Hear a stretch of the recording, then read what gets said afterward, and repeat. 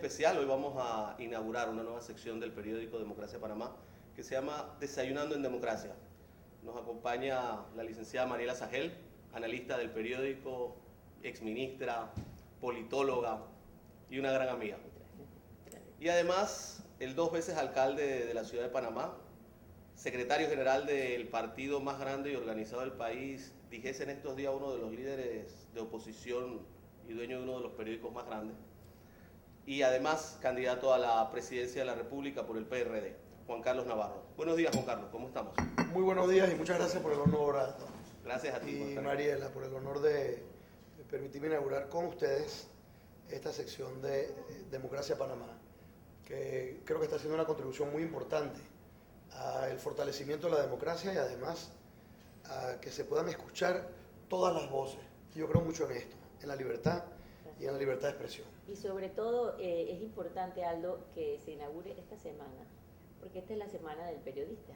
El 13 se conmemora el Día del Periodista, así que también es un homenaje a la libertad de expresión y al periodismo. Tú sabes que por años, cuando estaba en la alcaldía, tú lo mencionaste hace un momento, acompañaba a los periodistas en la romería a la tumba de Gaspar Octavio Hernández, a la que cada año va menos gente, Mariela. Creo que, si bien es cierto que la historia pasa, porque es eso, creo que también hay tradiciones que hay que mantener vivas. ¿Cómo no? Comentaba con Piti Pinilla y con los demás magistrados y el embajador de Estados Unidos, antes de la inauguración del nuevo edificio del Tribunal Electoral, que decía Jefferson que el árbol de la democracia requería que sus raíces fueran irrigadas de manera permanente por la sangre de los patriotas. Y él hablaba de su época, en donde en efecto había que vivir y morir al pelear por la democracia. Claro. Pero yo lo usaba para decir que lamentablemente se nos olvida que por la democracia hay que pelear todos los días. Todos los días. Y a veces pasamos un tiempo, nos volvemos complacientes, permitimos abusos y excesos contra la democracia, y entonces pasan abusos como los que entonces ya determinamos son inaceptables, como este último ataque del gobierno y de Moncada al proceso electoral y al tribunal electoral, que gracias a Dios, fue suscitado por una cuña y una campaña sucia en contra mía, pero que gracias a Dios la sociedad entera rechazó como un ataque artero, que es lo que era, a la autonomía e independencia constitucional del tribunal electoral. Juan Carlos, viendo en ese orden de preguntas, la pregunta que vamos a iniciar y es obligada es, ¿existe la posibilidad de una alianza entre todos los grupos de oposición contra el gobierno? Tiene que existir, tiene que existir. Yo le comentaba a Aldo, a los que nos ven en sus casas o en sus móviles, le comentaba a Aldo y a Mariela antes de empezar que una alianza de todas las fuerzas democráticas es un deber moral, es un deber moral tratar. Posiblemente no se dé, pero yo pienso, y mira lo que ocurrió la semana pasada, hablando de eso, todas las fuerzas democráticas del país nos unimos para luchar contra lo que era Claro. una medida claramente inconstitucional en contra de la libertad del Tribunal Electoral. Y yo me siento que ante este escenario, donde estamos ante un gobierno que controla la Corte, no lo dice Navarro, ni lo dice Aldo, ni lo dice Mariela, lo dicen todas las encuestas. Un gobierno que controla los otros dos órganos del Estado y un gobierno que atenta contra la autonomía y la pureza del proceso del 2014. Tiene que haber un espacio para que todas las fuerzas de la libertad, las fuerzas de la democracia podamos hablar. Y lo que yo he propuesto es eso, un gran diálogo, una conversa, un gran diálogo, comunicación con todas las fuerzas democráticas del país. Gremios, movimientos, fuerzas políticas, partidos, Iglesias. medios independientes, iglesias, los que la semana pasada nos unimos todos Exacto. para derrotar esta medida del gobierno y de Moncada. De hecho, en el día de ayer, que cumplimos 192 años de independencia, del grito de independencia que llevó a la independencia el 28 de noviembre de 1821, lo que dije ayer, y lo quiero reiterar porque me salió del alma, es que así como ese grito heroico, y lo fue, porque nuevamente, pongámonos en el contexto histórico, hablar de independencia en la Villa de los Santos, el 10 de noviembre de 1821, era aceptar una condena a muerte, al despojo de todos tus bienes y la muerte tuya y posiblemente de todos tus hijos. Y esa fue la grandeza de Rufina Alfaro y de Segundo Villarreal y de todos los próceres de este grito en Los Santos, que le dieron una cátedra de valentía y libertad y democracia al país entero y a la capital principalmente. Y así como ellos gritaron contra la tiranía, yo ayer hice un llamado a que todos los panameños nuevamente nos unamos contra la tiranía del actual gobierno. Y eso pasa por un gran diálogo de la oposición, un gran diálogo de los movimientos, de las fuerzas democráticas. Falta mucho para la elección, habrán temas que habrá que ver después. No estamos viendo esos temas. Uno no cruza el río hasta que no llega al puente. Los temas que estamos hablando es que haya comunicación y haya un diálogo franco sobre todos los temas importantes para el país. Y ahí el PRD ha mantenido una postura muy responsable, madura, generosa, y el PRD ha sido grande. Y nos ha costado las encuestas, porque tenemos más de 6 meses, más de 2 años desde que yo empecé a pedir este gran diálogo de la oposición, y de manera generosa he dicho y ha dicho el PRD, haremos lo que tengamos que hacer para que podamos las fuerzas de la libertad derrotar a la tiranía el 4 de mayo. Juan Carlos, mira, en estos días Roberto, Bobby e Eisman, en un acto para mí sin precedentes, del cual hemos analizado en el periódico. Y el cual yo mencioné que era rarísimo que él dijera que debía presidirlo. Un PRD. Un PRD, debía encabezarlo. Encabezar un PRD, creo que, y haber hablado de que era el partido más grande y organizado del país y que era el que debería llevar la batuta de la oposición. Hablaba de que, como dice Mariela, que la cabeza la llevará un PRD y que en la segunda iría, en la vicepresidencia iría un arnulfista. Vemos en los medios que pareciese que el que dirige el partido arnulfista no va a aceptar esta propuesta. ¿Estaría dispuesto Juan Carlos Navarro a llevar a alguno de los candidatos independientes a la vicepresidencia que ya están candidatizados a presidente? Yo estoy dispuesto a hacer lo que tenga que hacer para garantizar que Panamá sea libre y sea democrática y que triunfen las fuerzas de la libertad y la democracia el 4 de mayo. En verdad que lo estoy. Yo no estoy en política por más nada que servir a mi prójimo. Me encanta lo que hago, vivo mi carrera. Cuando he tenido oportunidad de ser servidor público, he vivido mi entrega a servir al prójimo. A mí esto es lo que me gusta hacer, lo hago bien. Cuando no lo hago bien, soy el primero en reconocerlo y en aceptar la total responsabilidad de mis actos. Y estoy convencido que nosotros en mayo, todos los panameños, vamos a enfrentar la elección más importante de los próximos 50 años. Por ende, porque está en juego la democracia. Por ende, y qué bien hablar de esto aquí en Democracia Panamá, tenemos que hacer lo que tengamos que hacer para que ganen las fuerzas del bien, para que ganen las fuerzas de la libertad, las fuerzas de la democracia. Y así es como yo estoy enfocando esto. Debo decir que esta postura grande del PRD, amplia, nos ha costado en las encuestas, y a mí también como candidato, porque nos han golpeado las propias fuerzas del panameñismo que tú mencionaste, nos han faltado el respeto, nos han golpeado, lo están haciendo ahora mismo con un anuncio en el radio. Nosotros a todo ello hemos puesto la otra mejilla, porque pensamos que Panamá está por encima de cualquier aspiración política, personal o incluso partidista. Decía Omar Torrijos que a la patria no se le ponen condiciones. Este es un momento crítico para la patria y el PRD ha dado un ejemplo de grandeza. Nadie puede decir que el PRD no hizo todo lo que ha podido. Nadie. Hemos hecho todos los sacrificios, hemos mostrado responsabilidad, madurez, entrega, amplitud, generosidad, nobleza. Ese es el PRD que yo quiero. Y ese era en el fondo el PRD de Omar. Hoy le hemos llamado el nuevo PRD, pero si te fijas, el nuevo PRD es el que más se parece al de Omar Torrijos. Un nuevo PRD, un nuevo Panamá, son todos los temas fundamentales de Omar, a los que yo creo que tenemos que regresar, porque pienso que, esto me pasa a mí, no sé si a ti, a Mariela, pero entre más tiempo pasa, yo más aprendo de algunas de las lecciones fundamentales del torrijismo, que a mi criterio tienen hoy igual vigencia que ayer. Así es. ¿Cómo no? Mariela, tenemos algunas preguntas puntuales, ¿no? Sí, cómo no. Yo estuve Me revisando. estoy entendiendo demasiado, ustedes me avisan. No. Porque, y ustedes que nos están viendo y nos están escuchando, voy a ser mucho más puntual si quieren. Mucho has hecho e hiciste mucho por la educación durante tu gestión de alcalde, pero muchísimo, lo que nadie ha salido a defender ni a reconocer.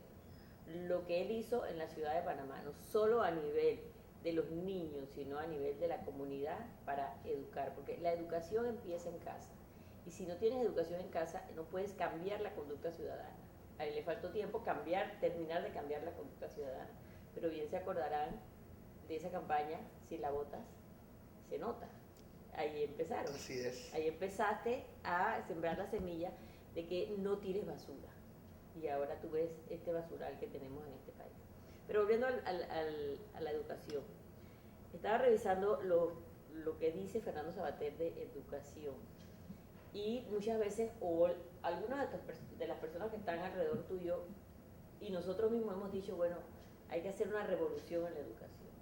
A él le preguntaban en una reciente entrevista sobre educación y decía que la educación es lo más subversivo que hay, porque es el instrumento de llevar a cabo una revolución no sangrienta que transforme a los países y a la sociedad. ¿Cómo tú ves ese planteamiento? Totalmente de acuerdo, pero quiero ponerlo en el lenguaje de nosotros, los torrijistas. Con el pasar del tiempo, especialmente el año pasado cuando presentamos el documental, con motivo del aniversario de la muerte de Omar, el documental ese precioso que hizo este muchacho Ricardo Aguilar Navarro, Sí, bueno. con un grupo de cineastas panameños, en que entrevistaba a muchos de las personas cercanas al general que aún viven. Y no solo con esa experiencia como productor de ese documental en su momento, sino leyendo permanentemente las obras de Omar Torrijos. Por cierto, hay un libro fantástico del hijo de Manuel F. Zárate. Sí, de Manolo, sí. De Manolo, que es un muchacho extraordinariamente inteligente, que por cierto, para mí era un secreto. Dije, pero ¿por qué a mí me guardan estas cosas? ¿Dónde estaba este muchacho que yo ahora de viejo que lo vengo a conocer? Sí. Que es un libro sobre Omar realmente extraordinario, uno de los mejores que he leído. Yo permanentemente repaso todos los textos de Torrijos. Y con el tiempo, Mariela, y perdona porque como escribía Oscar Wilde a un amigo, te escribo esta carta tan larga porque no tuve tiempo de escribirte una corta. Estoy tratando de sintetizar mis ideas para... Claro. Yo estoy convencido que Omar Torrijos en el fondo lo que era un maestro que por cuestiones del destino, y lo era, pues educado en la normal, Claro. le tocó ponerse el uniforme militar. Pero si tú te fijas, Aldo, los planteamientos del torrijismo, y tú que estudias estas cosas y que las sigues, al igual que yo, todos los planteamientos de Torrijos eran sobre educación. Todos los temas de acabar con el analfabetismo, mejorar la educación, venían de su propia formación en un hogar de maestros, Claro.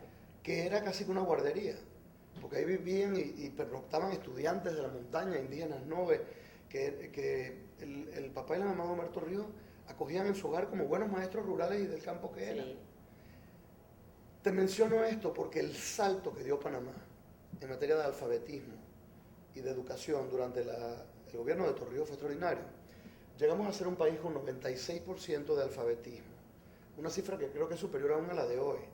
Y llegamos a ser, junto con Puerto Rico, las dos naciones con mayor índice de alfabetismo del continente. Vamos ahora al hoy. Yo me he convencido también que la única manera de combatir a ese 25% de los panameños, 1 de cada 4 panameños, en verdad la cifra es 28%, 1 de cada 4 panameños, que vive en pobreza o en pobreza extrema. La única manera de darles a ellos las armas para su liberación de la pobreza es la educación. Y irónicamente, la reforma educativa, esa que se echó para atrás, El 79. nos ha hecho un daño terrible.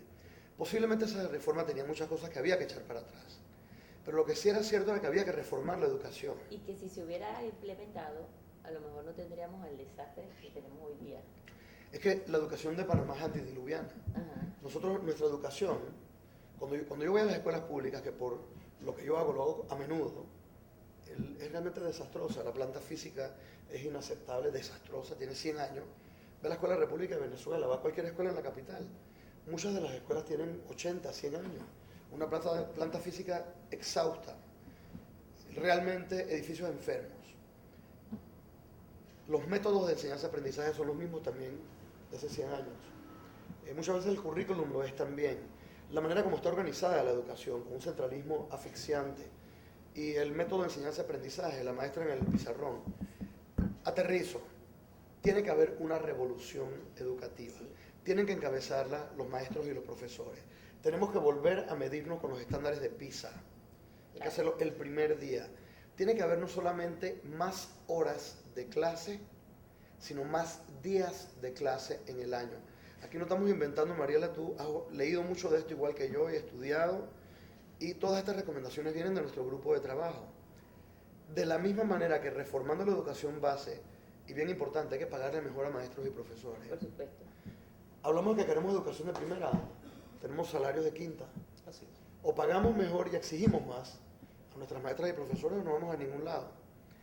Y en el tema de la educación superior, nuestra propuesta, bueno, y tú la conoces, va por una inyección sin precedentes de recursos a las universidades públicas panameñas. De la mano de retomar el programa de becas internacionales que tuvimos con el BID en el último gobierno nuestro con Julio Escobar, que es uno de los que está contigo en esa mesa, y que él y ustedes me han explicado en las mesas de trabajo de educación, y lo he visto en el país entero consultando a la gente, que es la educación superior la inversión más efectiva para un retorno inmediato para cualquier país, y lo es también para... Nuestro sistema actualmente está basado en la obediencia, en la rutina y en la ignorancia, por aquello de que el docente está mal motivado, está mal pagado, no está bien supervisado. Eso es una realidad. Pero no podemos pensar en una educación superior si no tenemos una educación media que, o sea, hay una altísima deserción en los estudiantes en la secundaria. Gracias. Entonces, si no llegan allá, hay que quedar en el medio, o sea que también hay que revisar esa educación. En realidad tenemos que hacer todo a la vez. Todo. Hay que hacer todo a la vez. Y esto, por cierto, yo estoy convencido que es algo que no nos va a dar un voto. En otras palabras, yo no creo que el tema de la educación para muchos votantes está en el mapa. Es lamentable decirlo, pero mira las encuestas. Además, una vez que lo hagamos, Mariela, y lo vamos a hacer como prioridad. Para mí hay 3 prioridades en el gobierno.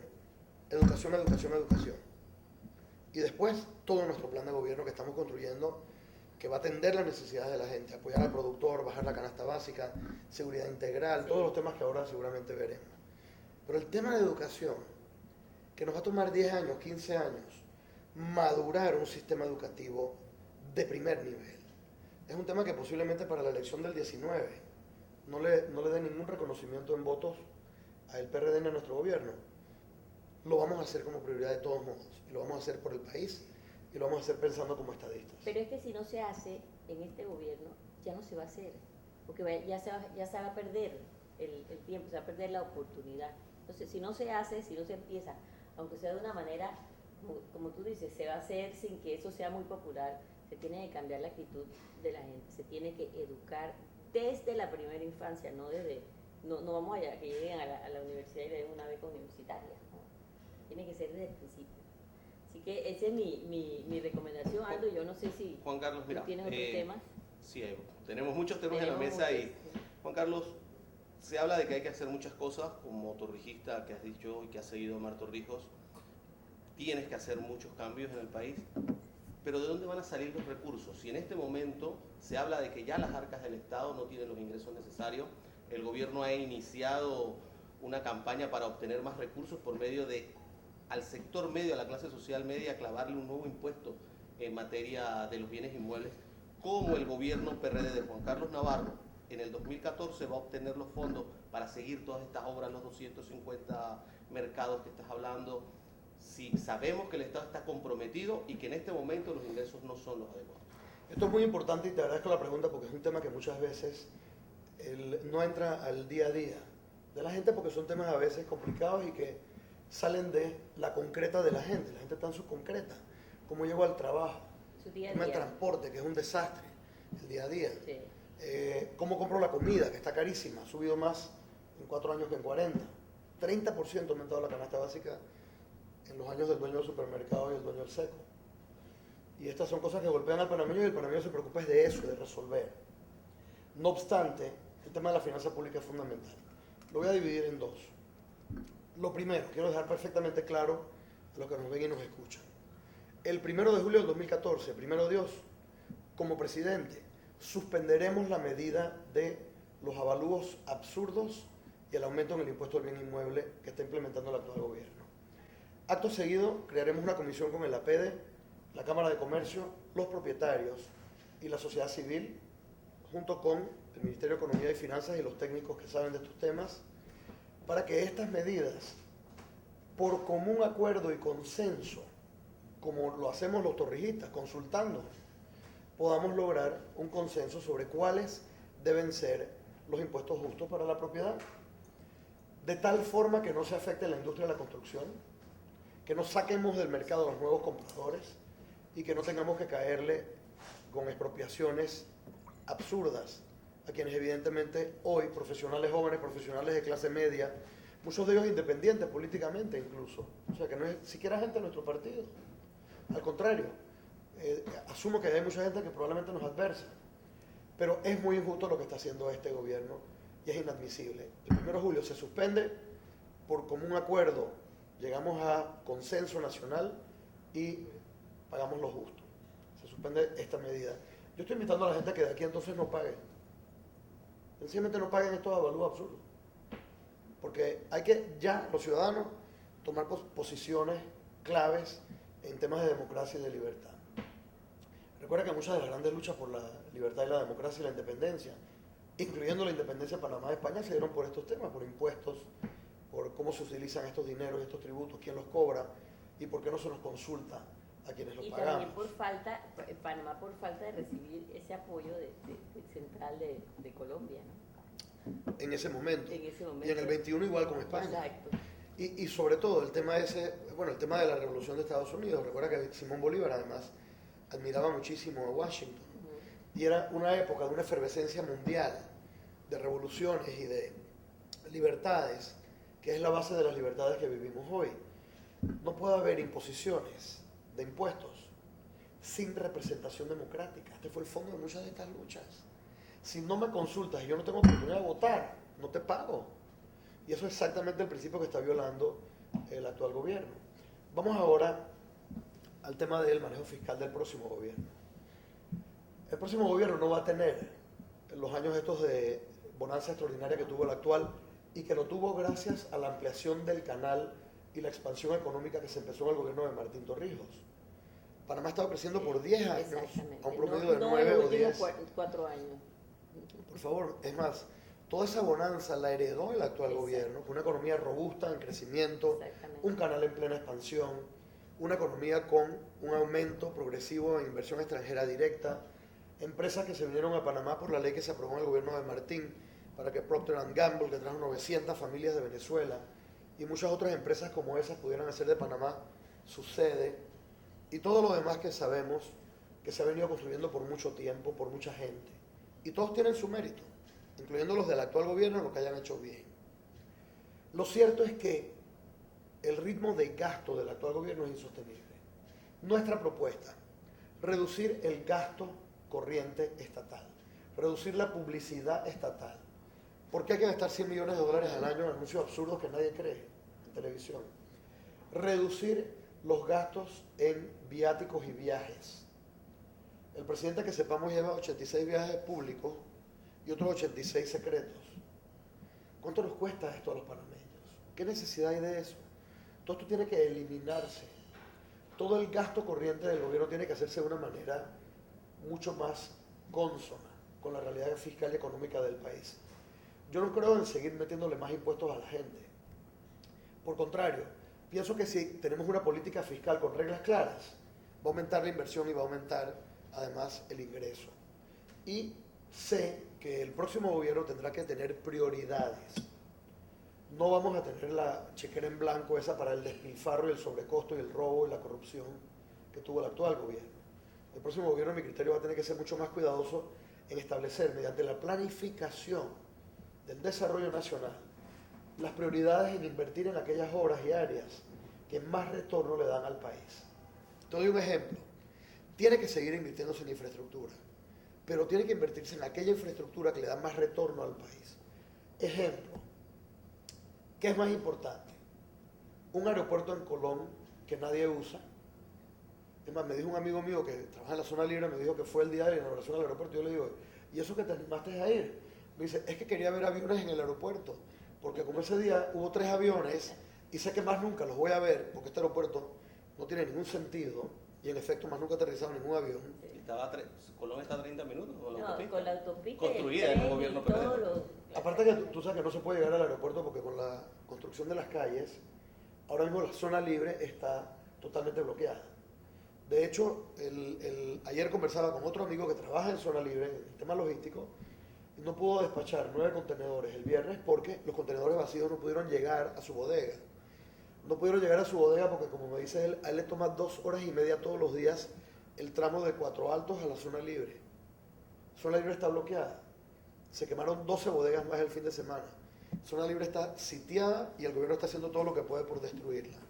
Es un acto de irresponsabilidad suprema que va a tener un impacto terrible sobre los empleos, la vida, ¿no? Le deben... sobre los empleos de la zona libre, con los problemas que tiene. Vuelvo a tu tema. ¿Qué tiene más sentido? ¿Meter 70 millones de dólares en un aeropuerto en Colón que nadie va a usar? ¿O construir una autopista de 6 carriles entre el puente Centenario y el puente de las Américas en el costado oeste del canal? ¿Qué tiene más sentido? Que no existen, conectando esos dos puertos con el puerto que maneja Singapore Ports Authority, la Autoridad de Puertos de Singapur, Sí. en el costado oeste del canal, a un costado de la nave de la base aeronaval de Rodman, Sí. donde además viene una ampliación de ese puerto. Y de esta manera conectas todo el hub portuario y logístico de la República y además lo conectas con Panamá Pacífico, con lo que era la base de Howard. Sí. ¿Qué tiene más sentido?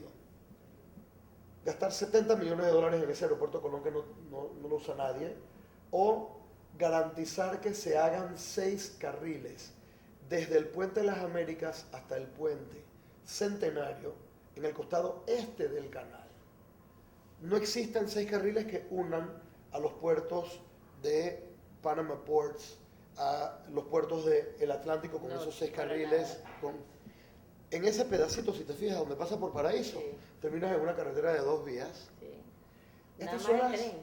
Nada más el tren. Tienes que complementar Claro. la posición estratégica de Panamá con aquellas inversiones. He mencionado solo 2, que es la gran posibilidad de expansión de los servicios marítimos de Panamá, como me lo comentaban en estos días los directivos de la Cámara Marítima. Dicen, "Juan Carlos, no hay un muelle.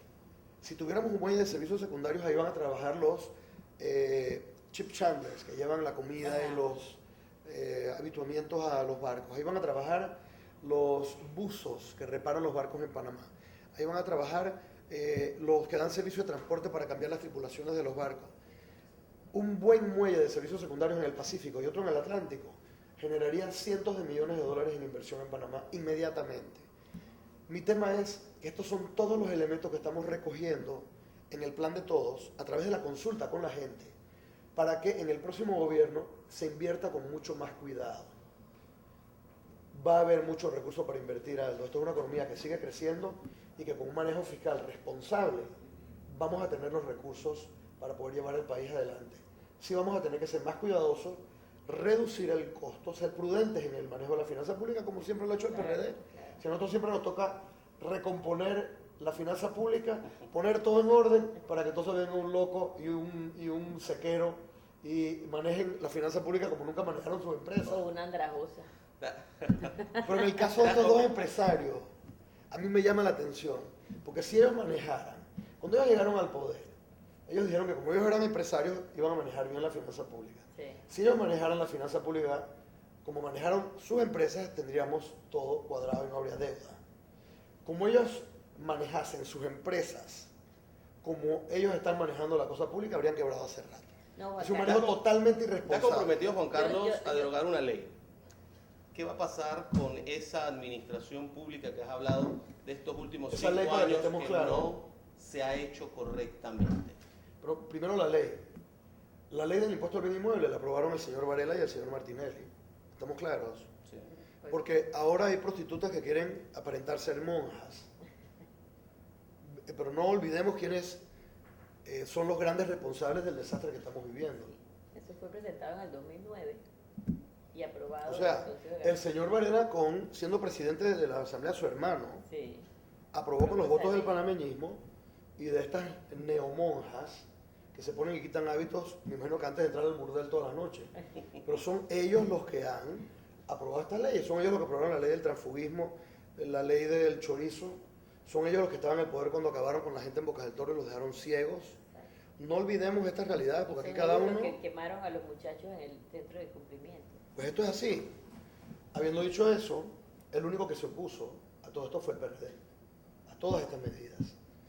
Y ahora vamos a lo que tú preguntas, el tema de quién va a pedir que rindan cuentas.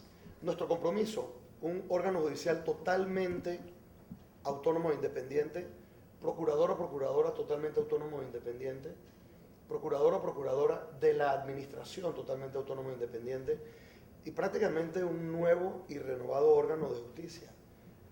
Desde el Ejecutivo, ¿qué nos va a tocar hacer a nosotros? Garantizarle el presupuesto adecuado y nombrar a los mejores para que vayan a ser ratificados a la Asamblea. Serán ellos los que tienen que garantizar que haya justicia en Panamá. Van a tener todas las herramientas. Y yo creo además que van a tener el clamor de la ciudadanía. Mira lo que ha ocurrido con el Moncadazo de esta semana que pasó, que el gobierno y Moncada se han visto que el país entero los ha enfrentado y ha dicho, señores, hasta aquí. Igual que en 1821, que el país entero dijo, hasta aquí. Ahora el país entero dijo, hasta aquí. Nosotros queremos libertad, queremos democracia y no vamos a aceptar más que ocurran estas cosas. Sobre este tema me gustaría, antes de concluir, contestar las 10 preguntas que ustedes tengan puntuales, con respuestas muy cortas, que son las que más me cuestan. Pero sobre el tema legal, la democracia es la que le pone la paila a Panamá. Sin democracia no hay inversión extranjera directa, no hay empleo, especialmente los empleos que más pagan. Sin libertad y sin democracia no hay paila llena. Y es por esto que Panamá tiene ahora no solo el reto, la obligación de volver a construir los pilares de la democracia. Un órgano judicial independiente, la separación de los poderes, presidentes y vicepresidentes que no sean dueños de medios. Yo aspiro a ser presidente de la República, primero Dios, con sus votos y con los suyos, Mariela y Aldo, para gobernar. Yo lo único que voy a hacer en el gobierno es gobernar. Yo no voy a ver empresas, eso termina el 1 de julio, el que tiene seco vaya a atenderlo y el que tiene súper vaya a vender, invertir, a generar empleo y a pagar impuestos. Pero el gobernante no tiene nada que hacer atendiendo empresas. Y en segundo término, no tiene nada que hacer el gobernante imprimiendo periódicos. Es inadmisible que el presidente y el vicepresidente de un país hayan adquirido la casa editorial más importante de la República, estando en el poder. Estos son los abusos que nosotros permitimos. Y estos son los abusos que son inadmisibles. Y eso termina el 1 de julio. A partir del 1 de julio, el gobernante, primero Dios, a gobernar. Los periodistas, a informar con total objetividad. Jamás volverá ni el presidente ni el vicepresidente a ser dueño de medio alguno. Eso le corresponde a otros segmentos de la sociedad.